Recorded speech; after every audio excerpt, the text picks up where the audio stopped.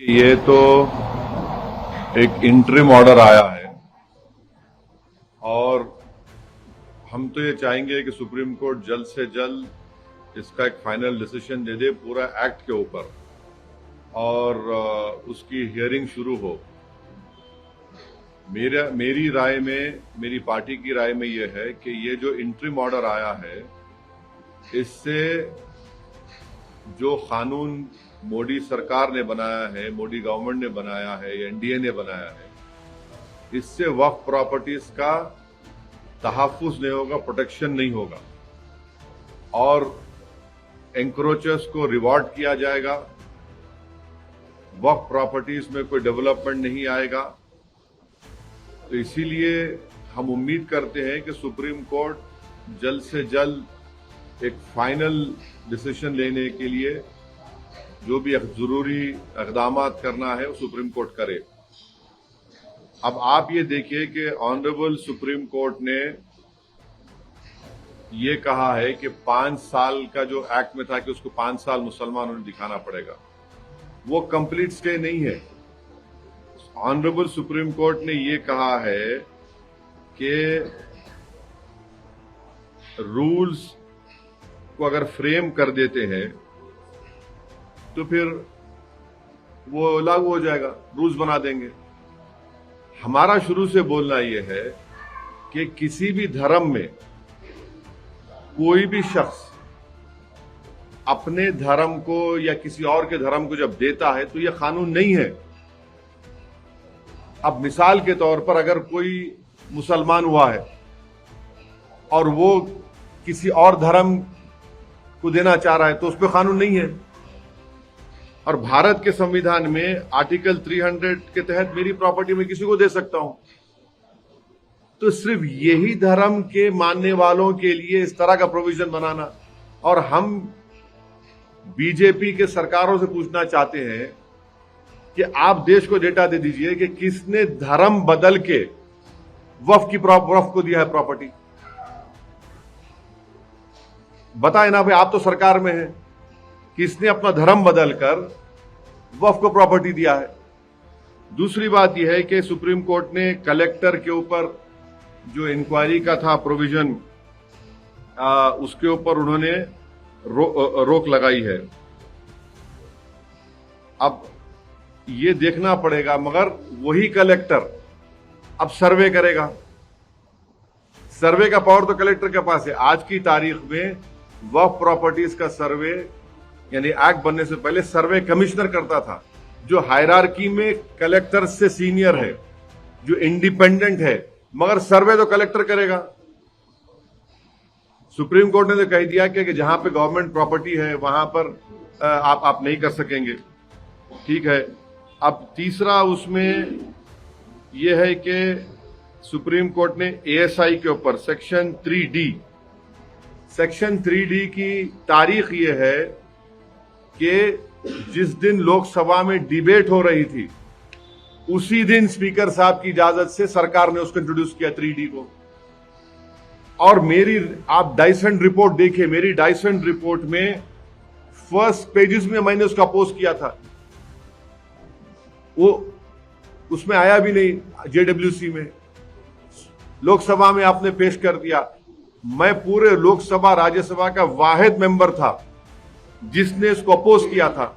आज supreme court ने उसके ऊपर स्टे नहीं दिया। तो हम ये जानना चाह रहे, हमदुल्ला सईद जो लक्षद्वीप के मुस्लिम ट्राइबल एमपी हैं, अगर वो प्रॉपर्टी देना चाह रहे वक्फ को तो नहीं दे पाएंगे क्या? ये हमारा क्वेश्चन है। फिर एएसआई के ऊपर आप देखिए सेक्शन 3D जो है एएसआई के ऊपर गवर्नमेंट ने ये कह दिया कि अब एएसआई की जो प्रोटेक्टेड मॉन्यूमेंट होगा वक्फ वो प्रॉपर्टी नहीं रहेगी। तो मैं तो लूज कर दिया ना अपनी प्रॉपर्टी को। भाई ये प्रोटेक्टेड मॉन्यूमेंट है, मस्जिद है, मगर ओनर वक्फ है। आप बोल दिए नहीं। अब सरकार ने कह दिया उसको 3D को कि नहीं, कैनॉट बी डिक्लेयर्ड एज वक्फ। रिलीजियस प्रैक्टिस चलती रहेगी मगर वक्फ मालिक नहीं रहेगा, उसका एएसआई मालिक हो जाएगा। तो कैसे होगा भाई? एएसआई तो आया कब? जो प्रोटेक्टेड मॉन्यूमेंट है वो 400 साल पुराने हैं। एएसआई का एस्मार कानून तो 58 का है, उससे पहले अंग्रेज है, उसका क्या होगा फिर? ये एक है। फिर जो सुप्रीम कोर्ट ने वफ इवैक्यू प्रॉपर्टीज के बारे में भी स्टे नहीं दिया। आप पूरे वेस्टर्न उत्तर प्रदेश में चले जाइए, पंजाब में, हरियाणा में, अब उसका मालिक वफ नहीं रहेगा, उसका मालिक तो गवर्नमेंट हो जाएगी, कलेक्टर हो जाएगी। ये एक है। फिर सीओ को सुप्रीम कोर्ट ने कहा कि एज फार एज पॉसिबल मुसलमान सीओ को बनाइए। गवर्नमेंट क्या करेगी कि कोई कैपेबल मुसलमान हमको मिला ही नहीं। As far as possible supreme court ने गवर्नमेंट कहे हम तो मिला ही नहीं हमको।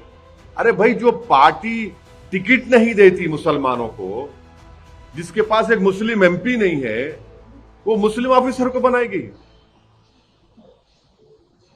इंटेलिजेंस ब्यूरो में कितने मुस्लिम ऑफिसर है बताइए? अब आप बोलेंगे देखिए सिक्योरिटी में बात कर रहे, मैं एग्जाम्पल देने के लिए कह रहा हूं। ये एक हो गया। गवर्नमेंट आप देखना, बीजेपी सरकारें बोलेगी नो, नहीं, एज फार एज पॉसिबल कोशिश करो, आप नहीं मिलेगा, नहीं बनाएंगे। और फिर दूसरा उसमें जो सुप्रीम कोर्ट ने स्टे रिफ्यूज किया वो है मैंडेटरी रजिस्ट्रेशन। सुप्रीम कोर्ट ने कहा कि नहीं, पहले था, ऐसा था, ठीक है, अब डॉक्यूमेंट कहां से लाएंगे?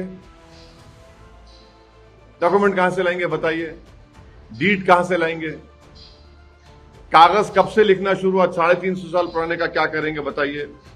और फिर नॉन मुस्लिम को आप मेंबर बना रहे हैं वक्फ बोर्ड में, क्यों बनाएंगे नॉन मुस्लिम को मेंबर भाई? ये आर्टिकल, मेरी नजर में आर्टिकल 26 का वायलेशन है ये। तो क्या कल कोई जाकर कोर्ट से कहेगा कि सिख गुरुद्वारा प्रबंधक कमेटी में किसी गैर सिख को मेंबर बनाओ, तो सिखों पर क्या गुजरेगी? कई दूसरे हिंदू धर्म के स्थान हैं जहां पर सिर्फ मेंबर भी हिंदू होना चाहिए और ऑफिसर भी हिंदू होना चाहिए, फिर यहां पर ऐसा हो गया। तो इसीलिए जरूरी है कि एक फाइनलिटी के लिए सुप्रीम कोर्ट इसका फाइनल डिसाइड करे। लिमिटेशन एक्ट आप बताइए, लिमिटेशन एक्ट अगर देखिए कहीं वक्फ की प्रॉपर्टी मुझे मालूम हुआ वहां पर लोग कब्जे में है, मैं अब केस नहीं डाल सकता उनके ऊपर। माने मैं एनक्रोचर को रिवॉर्ड हो रहा है, जो केस चल रहा है वो तो चलेगा, लिमिटेशन एक्ट अप्लाई नहीं होगा। मगर जब मैं केस नहीं डाला और मुझे मालूम हुआ, क्योंकि अगर आप रिपोर्ट पढ़ेंगे वक्फ कमेटी की, पार्लियामेंट की, कितने स्टेट्स ने सर्वे किया वक्फ प्रॉपर्टीज का बताइए? सिर्फ 7 स्टेट्स ने किया था। तो आज मैं लिमिटेशन एक्ट में जो लोग कब्जे में है वो उसके मालिक बन जाएंगे। और फिर आप, तो ये मोटा मोटा ये है आज तक बोलने का इसके ऊपर।